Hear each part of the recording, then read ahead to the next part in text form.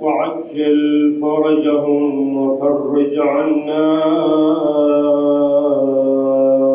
بحقهم، واهلك أعداءهم وانصرنا عليهم يا رب العالمين. ولا حول ولا قوة إلا بالله العلي العظيم. إنا لله وإنا إليه راجعون.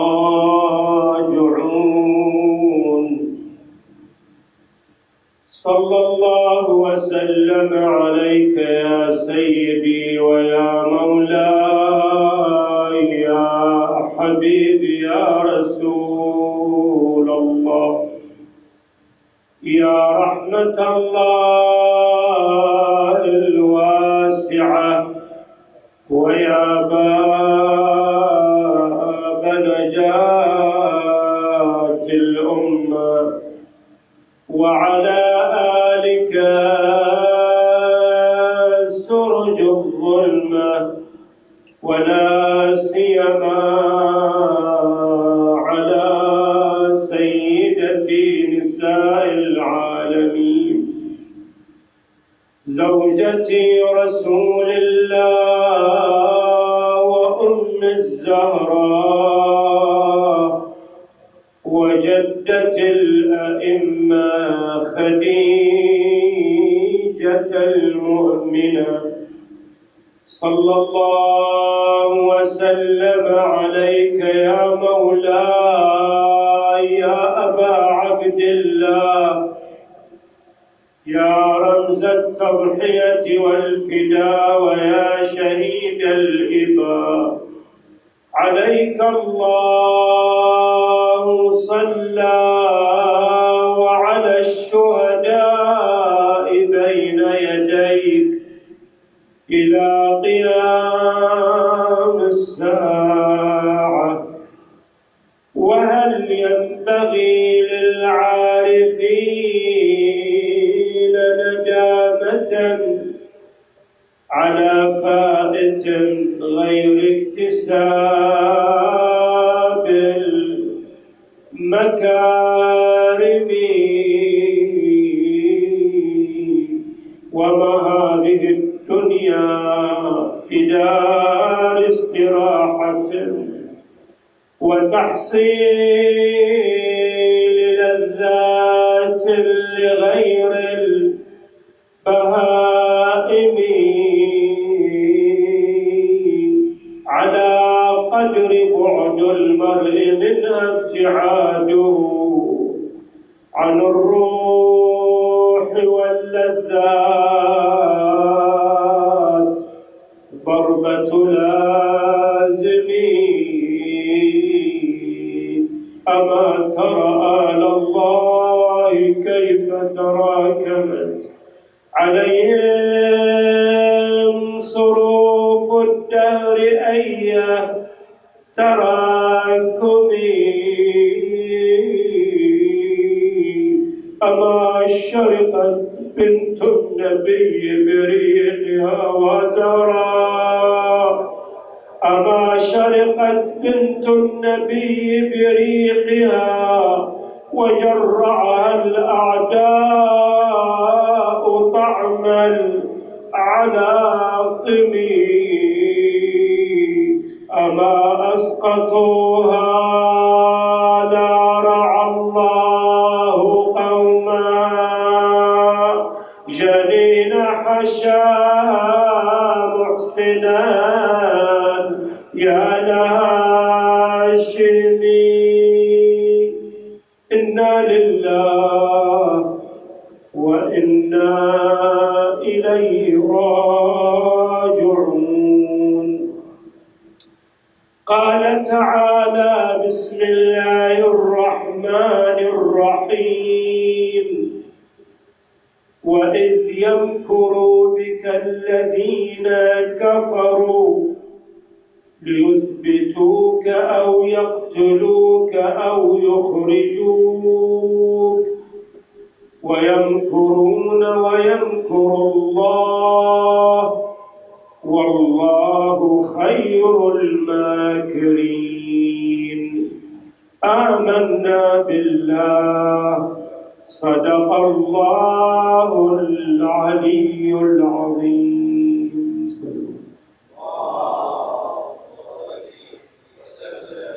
على محمد وآله.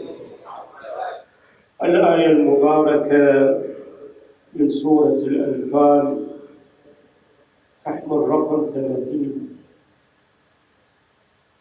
ومن خلال أجوائها ومفرداتها يتبين أنها تتحدث عن عنوان وكبير جدا،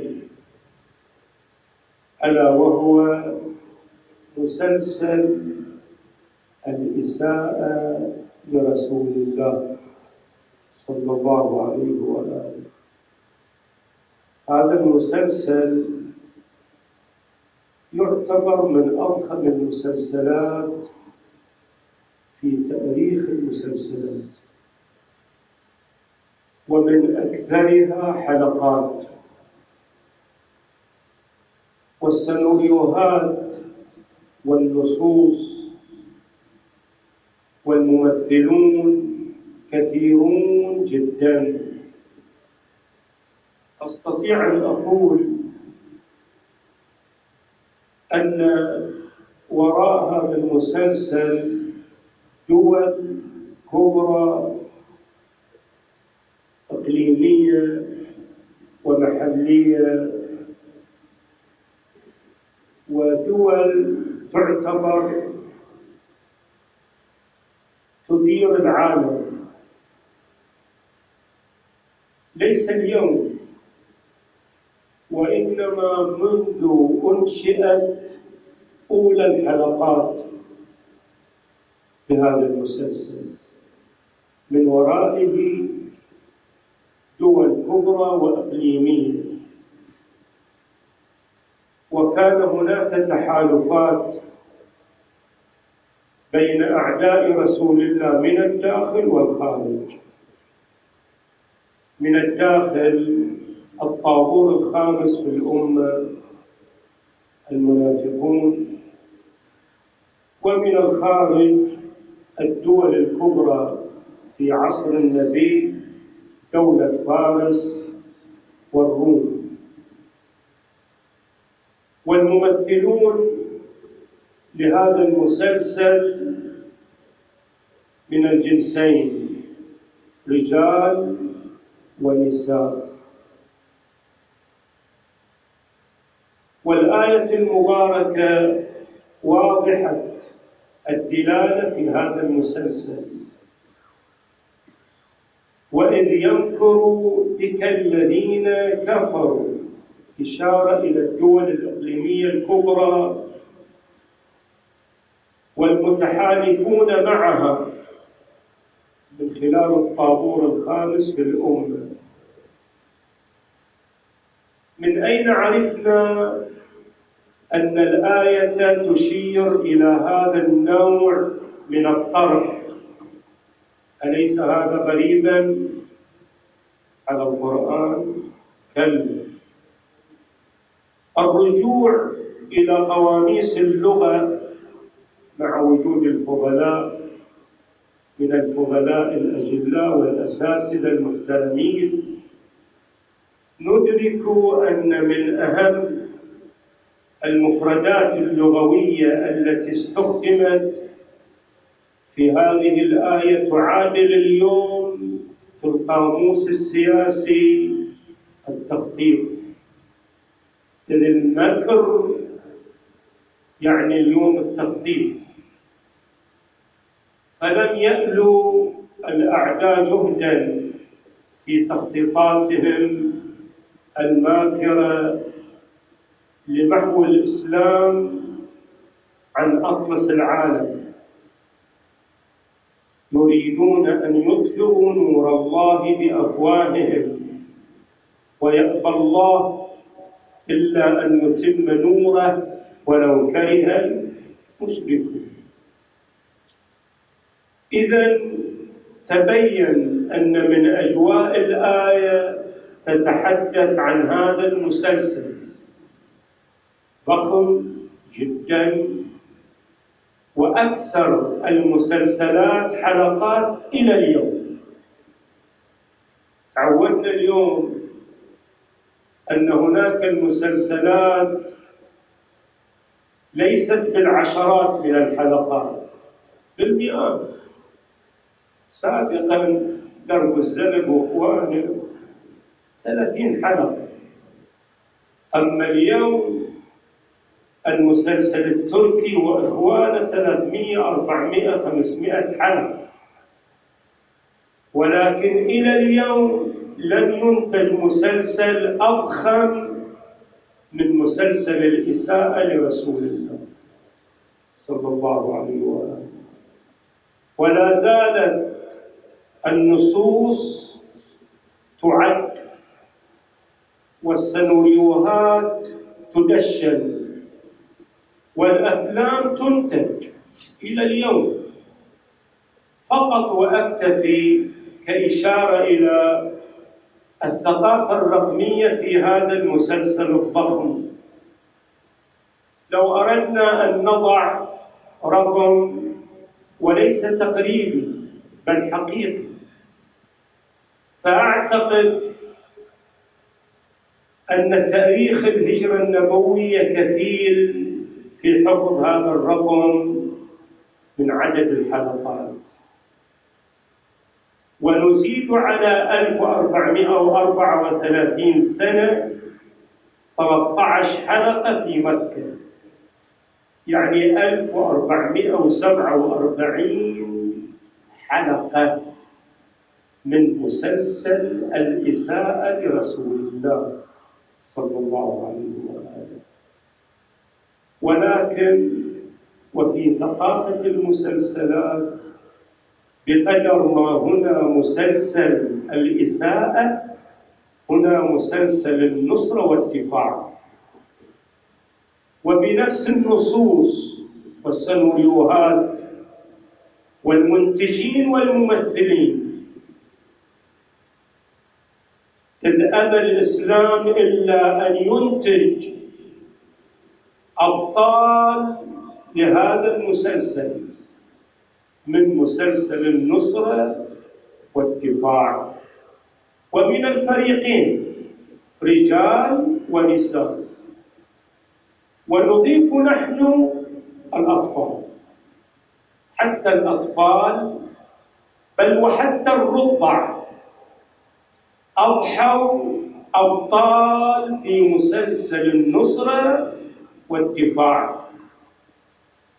طبعا الليالي المقبلة هي الأقل من الحديث فيما مضى. الليلة 10 وبعد قدام 5 ليالي إلى ليلة الأربعاء نودعكم، ولكن إن شاء الله أوفق أن أذكر خلاصة لمسلسل الإساءة في جملة من الحلقات، ومقابل كل حلقة من المسلسل الأول حلقة من مسلسل النصرة والدفاع. بداية إنتاج هذا المسلسل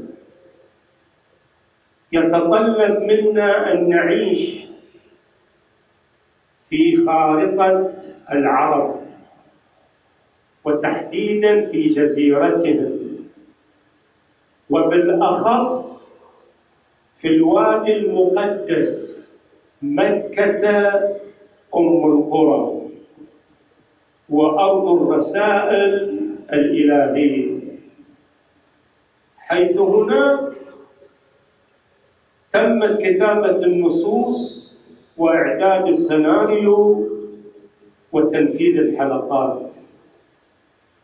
مكة الموطن الأصلي لرسول الله صلى الله عليه وآله، فيها ولد وترعرع ونشأ وحاز على الصفات الرئيسية واللياقات والقدرات والإمكانيات التي تؤهله تلكم الصفات والعناصر والقدرات والإمكانيات رشحته أن يكون الوحيد في جزيرة العرب الذي يحظى بالثقة المطلقة من خلال عنصر الصدق وصفة الأمانة ورجاحة العقل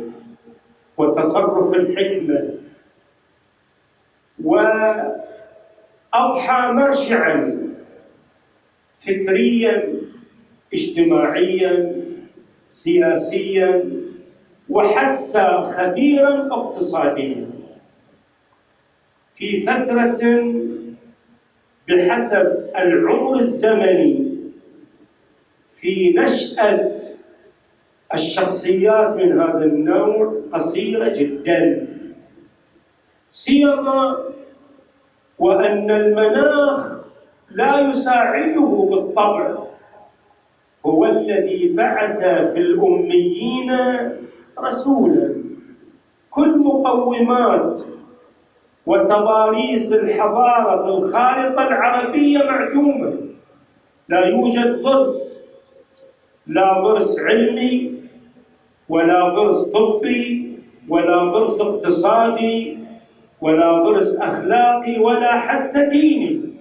جزيرة العرب معدومة من الأجواء والمقومات والتضاريس التي تساهم في نشأة محمد.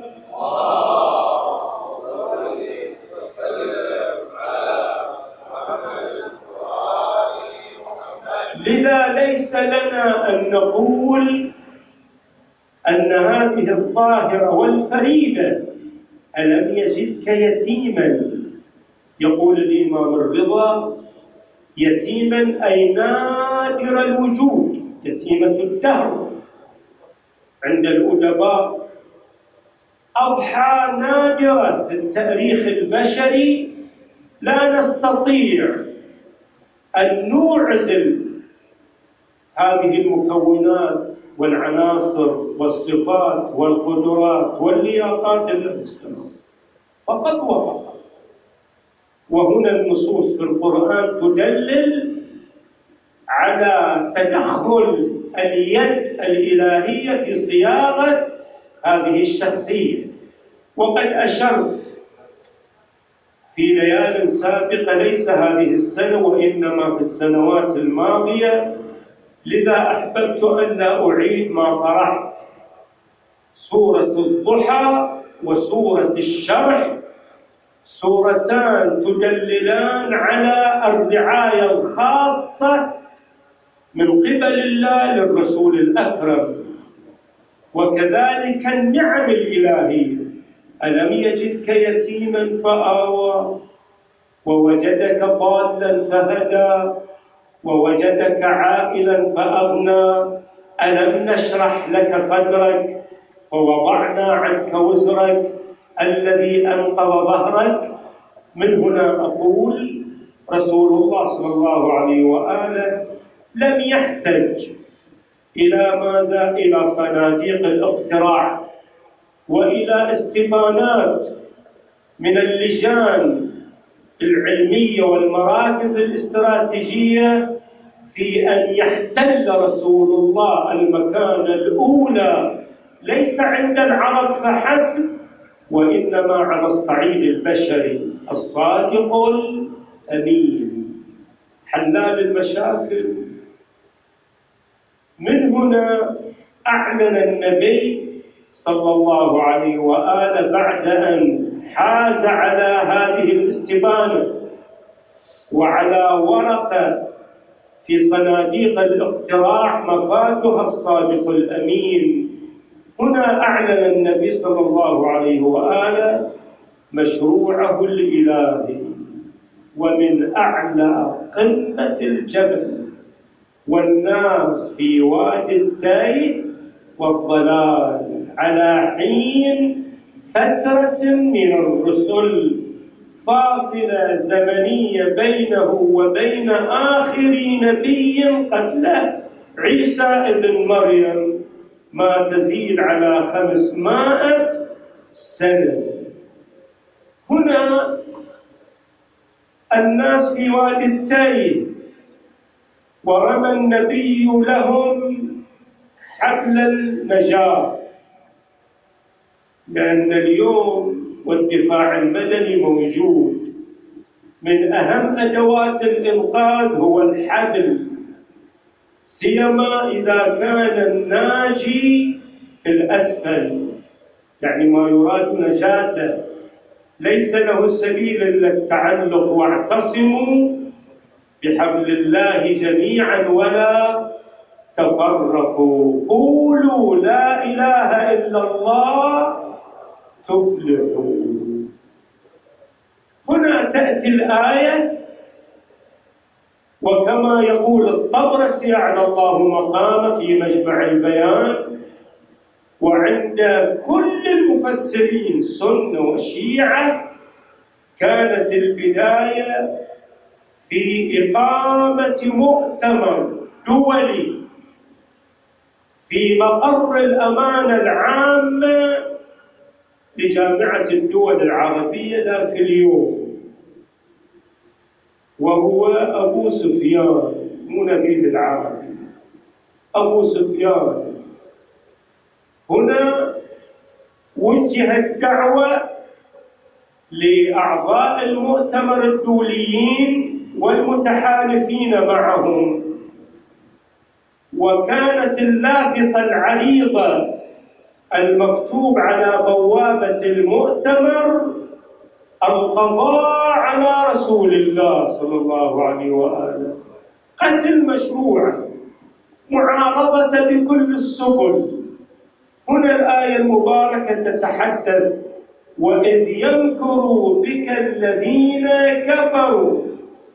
ماذا قدمت من أوراق في هذا المؤتمر العالمي وفي مقر الجامعة للدول العربية ذاك اليوم؟ طبعا الرواية تقول مو أنا اللي أقول، بس أنا شوي حطيت عليها بهورات، زين، عدلت العبارة. الرواية تقول اجتمع 40 قبيلة من العرب، يعني قوام الجامعة العربية في عصر النبي 40 دولة، 40. والرواية تقول وكان المستشار بينهم مع الأمين العام، وهو إبليس في صورة ماذا؟ عربي، عن عقاب وثوب وقاعد بيناتهم بشيبة وقورة، طاعن في السن، يستشيرون. هنا قدمت أوراق لدراسة جدوى المقترحات. فقط حبيت الليلة أعطي هذه الصورة الإجمالية لطبيعة ماذا السيناريو لقراءة النص المقدم لهذا المسلسل، ومن قبل من؟ وإذ يمكر بك الذين كفروا. ما هي المقترحات المقدمة؟ 3 خيارات، وهذه الخيارات لا تزال إلى اليوم سارية المفعول عند كل الأنظمة في قمع ومواجهة المعارضة، لأن قريش والدول الإقليمية يعتبرون أنفسهم هم أصحاب السلطة والنفوذ، فاعتبروا رسول الله صلى الله عليه وآله جاء بنظام جديد، فلا بد أن يقاوموا هذا النظام حتى لا يسيطر. فجاءت المقترحات، ورقة عمل مقدمة من أحدهم الاعتقال، يثبتوا، وإذ يمكر بك الذين كفروا ليثبتوك، يعني يعتقلوك. ولكن صار ماذا؟ تدارس، تداول في هذا المقترح وجدواه، رأوا أن لا جدوى فيه، لأن اعتقال القيادة المركزية عادة في القراءات السياسية ماذا يعتبر؟ حقنة منشطة للشعوب، للقاعدة الشعبية. وحتى الذي لا يميل بفكره إلى ماذا؟ القيادة سوف يميل إليها عاطفيا، وبالتالي ماذا؟ الاعتقال سوف يحرك المياه الراكدة ويسبب فيضان، ويسبب ماذا؟ تيار قوي لا يمكن أن يوقف أمامه، سيل. صار مقترح لا جدوى فيه. المقترح الثاني ما هو؟ المقترح الثاني أن يصفر، نسحب من عنده الجنسية، نطلع برا أو يخرجوك. صار تدارس هم هذا الاقتراح ما يفيد. لماذا؟ لأن بعض الدول ماذا؟ فاتحة أبوابها للجوء السياسي، ولربما هذه القيادة إذا أخرجت كونت دولة في الخارج ويعترف بها ماذا؟ إقليميا ودوليا، وما نخشى نقع فيه. الخشية ماذا؟ وجود نظام، فلعله يشكل دولة في الخارج. يبقى ماذا؟ المقترح الثالث القتل. بس الليلة مش رايح أقدم لي الحلقة، لا، نأخرها شوي. حلقة القتل نؤخرها، نعطي لكل حلقة الليلة عنوانها، عنوان الحلقات. الليلة أول حلقة من هذا المسلسل هو ماذا؟ حلقة التكذيب والبهتان. حينما أعلن النبي صلى الله عليه وآله مشروعه، جاء القوم مشركو مكة والمتحالفون معهم دوليا وإقليميا، وأنتجوا هذه الحلقة الأولى، وهو ماذا؟ حلقة التكذيب والبهتان، يعني عكس الاستبانة. وهنا انقلاب واضح، انقلاب على ماذا؟ على الشرعية الاجتماعية على الأقل، التي خرجت نتيجتها في صناديق الاقتراع. وما كان هناك تزوير أبداً، لأن المنظم لصناديق الاقتراع مشرك مكة، فخرجت النتيجة ماذا؟ صادق وأمين. هنا أعلن النبي مشروعه، فخرجت حلقة أولى مفادها كذاب وساحر. هذا تكذيب وبهتان. لم يكتفوا بتكذيب رسول الله، بل اتهموه بالسحر. السحر لماذا؟ لشدة التأثير وسرعته في عقول الناس، في نفوس الناس، من مشروع النبي صلى الله عليه وآله.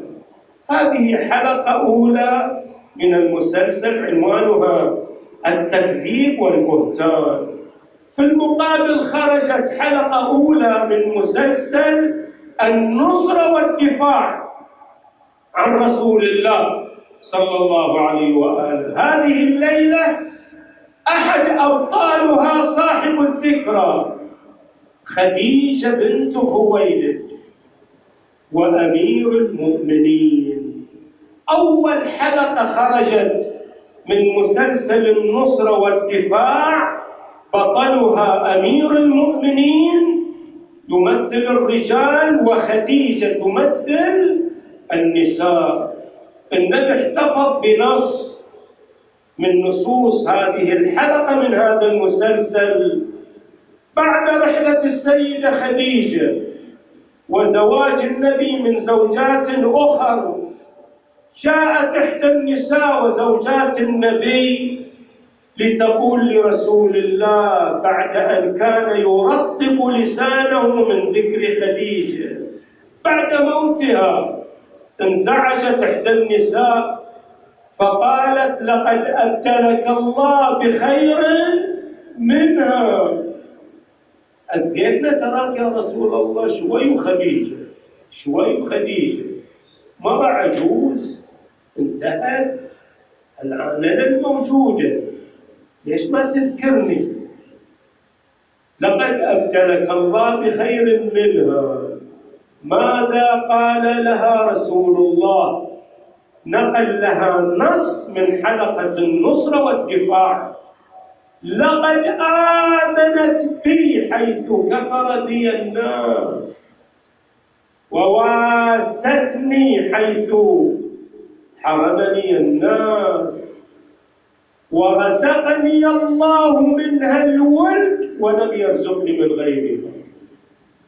إذن هذه حلقة أولى، هذه الليلة نقدمها بمناسبة رحلة أم المؤمنين خديجة سلام الله عليها. هنا ما فادت الحلقة؟ حلقة ماذا؟ التكذيب والبهتان. تمددت ماذا؟ جذور الشجرة النبوية في المجتمع، فأخذ نجمه يسطع في سماء العرب، حيث المؤمنين به من كبار المجتمع خديجة. خديجة تعتبر صاحبة شخصية لها نفوذ اجتماعي واقتصادي وحتى سياسي. النفوذ لخديجة لقوة شخصيتها كانت تعرف في جزيرة العرب، مع ما كانت غيرهن تعرف بذوات العلم. خديجة كانت تعرف ماذا؟ بالمرأة الطاهرة، المرأة العفيفة، المرأة الحكيمة، المرأة العاقلة، المرأة الأثرى. إن لم يكن في مكة على الصعيدين فلا أقل الأثرى على نساء مكة، حتى أن وزير الإسكان يحتفظ بصورة من الوحدات السكنية في مكة، أرقى بيت في مكة بيت خديجة من طبقتين، وبقية البيوت للأثرياء من طبقة واحدة. امرأة أثرية جدا بمالها، أضحت لها نفوذات اقتصادية وسياسية واجتماعية، ولهذا إيمانها بمحمد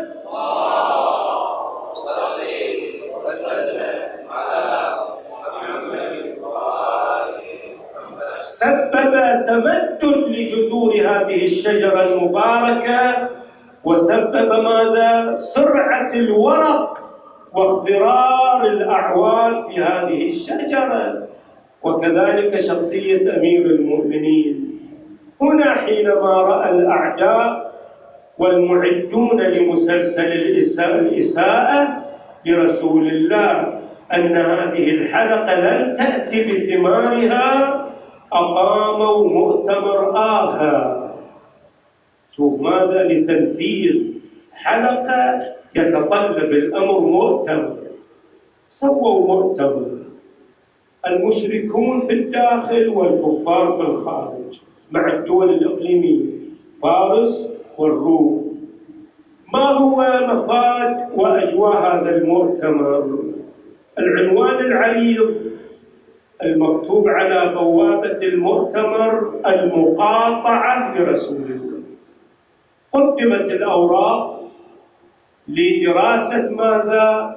جدول مقاطعة، والدارسوا الأمر طلع البيان الختامي عبارة عن 3 محاور يجب ماذا؟ إعلان المقاطعة عن رسول الله صلى الله عليه وآله. المحور الأول المقاطعة الاجتماعية، بمعنى أن لا يزوج رسول الله ولا يتزوج منه، لا يؤكل، لا يشارب، لا يجالس. إذا أردنا أن ندرك ألم الحصار، سلوا غزة، هي التي تعيش الحصار الآن، سلوها. ماذا نرى على الشاشات؟ موت النساء الحمل نتيجة الحصار. وفعلا ترى اشتد الحصار زمن مرسي أكثر من حسني، يعني خلانا ماذا ننجبر ان احنا نمدح كلما جاءت أمة لعنت أختها. واضح؟ هنا المحور الأول محور اجتماعي، المحور الثاني محور اقتصادي. لا يشترى ولا يباع على رسول الله. مواد غذائية، مواد بناء، مواد علاج، كل ما يحتاجه النبي لا يباع عليه ولا يشرى منه. حصار اقتصادي. والحصار الثاني حصار عسكري. نرسل مذكرة من خلال هذا القرار من هذا المؤتمر إلى الدول الكبرى والإقليمية: لا تبيعون عليه السلاح ولا تشترون من عنده. حصار في 3 محاور. هذه الحلقة الليلة الثانية عنوانها ماذا؟ حلقة الحصار. من أجل ماذا؟ تضييق الخناق على رقبة الإسلام وإبعاد الناس عن هذا المشروع. ولكن ماذا؟ هناك خرجت حلقة وحلقة وثالثة. الليلة نذكر حلقتين من مسلسل النصرة والدفاع. الحلقة الثانية الليلة من مسلسل النصرة وبطلها شيخ البطحاء أبو طالب سلام الله عليه. من الذي فك الحصار الاجتماعي عن رسول الله؟ في شعب أبي طالب 3 سنوات استمرت الحلقة مضايقة على رسول الله. الذي فك الحصار الاجتماعي هو شيخ البطحاء أبو طالب سلام الله عليه. ولذا شخصيته المباركة كان لها نفوذ قوي، مما تطلب ماذا؟ أن يفك الحصار الاجتماعي عن رسول الله. هناك سورة أنا طرحتها قبل 2 سنين وهي عنوانتها بعنوان لا تفاوض على القيم والمبادئ. قل يا أيها الكافرون لا أعبد. كان منه اللي الوسيط بالتفاوض أبو طالب. فهنا أبو طالب دافع عن النبي حتى أن النبي احتفظ بنص لعنوان هذه الحلقة من فك الحصار الاجتماعي: ما قام الدين إلا على مال خديجة وسيف علي وحماية عمي أبي طالب. وأما الذي فك المحور الاقتصادي فخديجة سلام الله عليها. خديجة هذه فكت الحصار الاقتصادي من خلال ثروتها.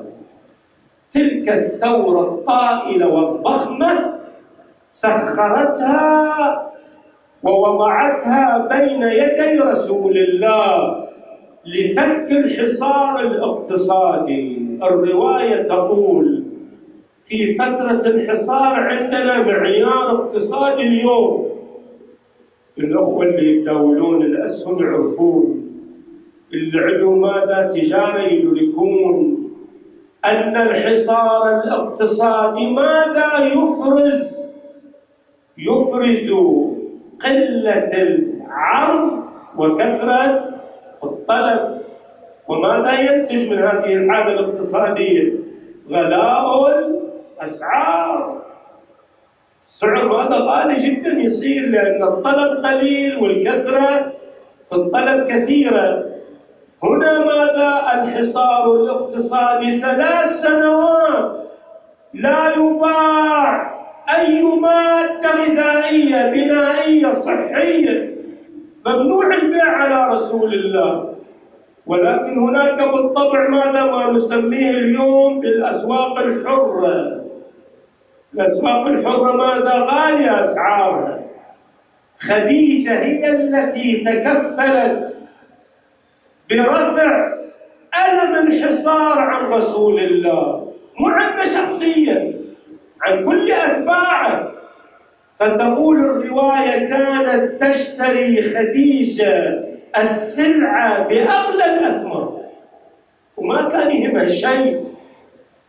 والنبي احتفظ لها. ماذا قال لها؟ ما قام الدين إلا على ما خديجة.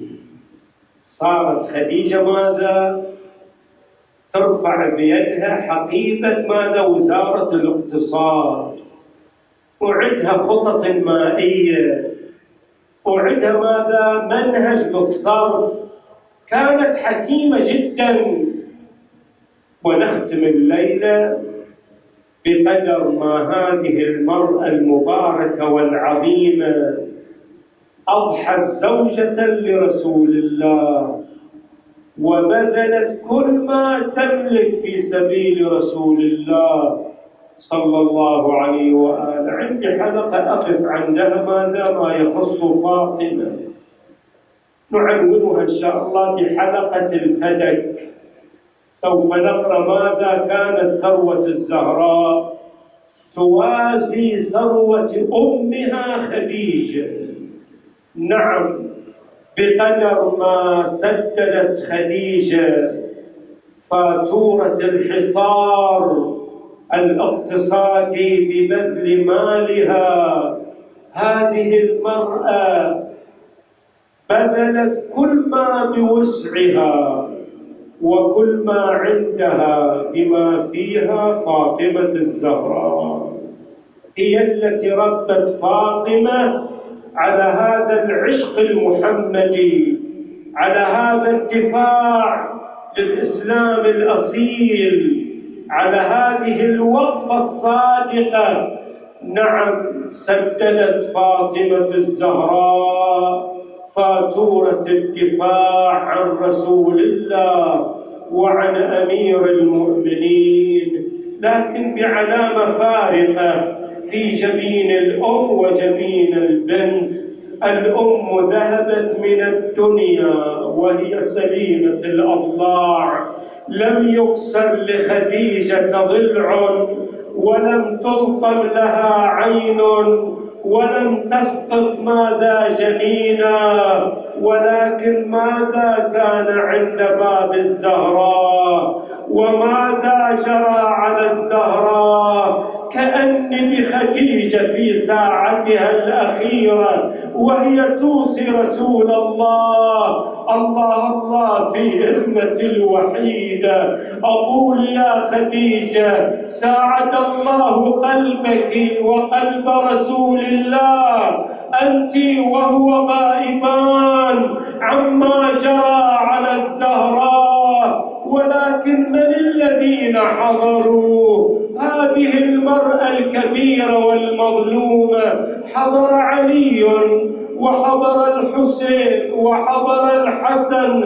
تقول الرواية: جاء الحسن جاء الحسين أرادا أن يدخلا على أمهما، منعتهما أسماء: إن أمكما مشغولة، ما عهدنا أمنا تشتغل عنا، إنها نائمة، ما عهدنا لأمنا أن تنام، هذا الوقت هذا وقت عبادتها، كيف تقولين إنها نائمة؟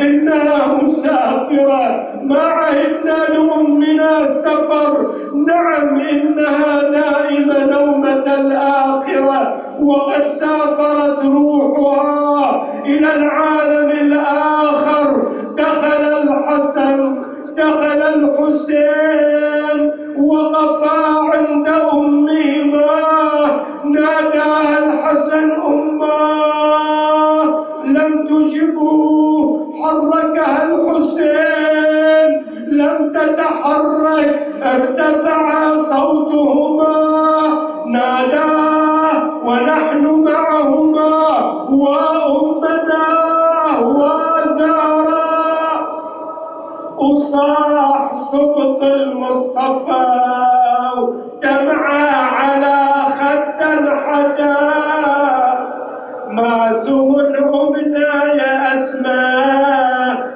حالة مدري ايش صدر ليش ما نسمع ونين أمنا ولا نسمع كلام إن شاء الله طابت العلة وطاب ضرب ابن اللئام لو يا أسماء سافرت عنا وخلتنا يتام والشهيد حسين يتعفر ويجذب والنتام وعلى الزهراء قلبي يوم دخلوا وعلى الزهراء قلبي يوم مددا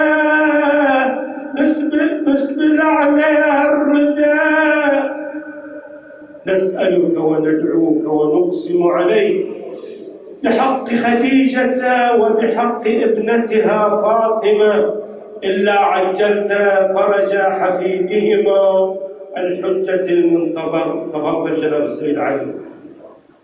اللهم عجل فرجا، سهل مخرجا، أوسع منهجا، اجعلنا من أنصاره وأعوانه والذابين عنه والآخذين وأيام ثار جده وجدته وأجداده وشيعته ومواليه العلماء المراجع المجاهدون، احفظهم بحفظك، انصرهم بنصرك، أيدهم بتأييدك، احرسهم بعينك التي لا تنام، ادفع عنا وعنهم كل سوء وبلاء، سيما عن أهلنا في لبنان وسوريا وفلسطين واليمن والبحرين والعراق ومصر. ارفع السوء وادفع البلاء وانصرهم على الأعداء. جماعتي الحضور احفظهم فردا فردا، سيما الفضلاء وبالأخص جناب العلامة الجليل السيد عبد الله الموسوي، متعنا بطول عمره، اجعلنا من المستفيدين من علمه ورعيه تقواه وأدبه. المؤسسون تقبل عملهم، وسع في أرزاقهم، احفظهم وذويهم إلى روح موتاهم وموتاي والمؤمنين والمؤمنات والمستمعين والمستمعات، سيما إمام الأمة والشيخ الفضلي. الفاتحة قبلها صلوات.